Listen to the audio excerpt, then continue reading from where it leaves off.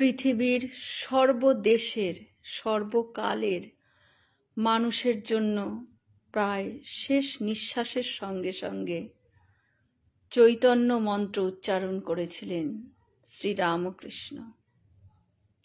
কে জানত ইংরেজি বর্ষের প্রথম দিনটি সেই জন্যই নির্বাচিত হয়েছিল কিনা? ভক্তির শেষ কথা চৈতন্য, যোগের শেষ কথা চৈতন্য, কর্মের এবং জ্ঞানের শেষ কথা চৈতন্য। সর্বকালে সকলকে সেই চৈতন্য দান করতে শ্রীরামকৃষ্ণ আবির্ভূত হয়েছিলেন। তোমাদের চৈতন্য হোক। শুধু সেদিনেরই নয়, সমগ্র শ্রীরামকৃষ্ণ জীবনের সর্বাংশে ধ্বনিত প্রধান বার্তা। শ্রীরামকৃষ্ণ জীবনের কাহিনী হল চৈতন্যের সন্ধান।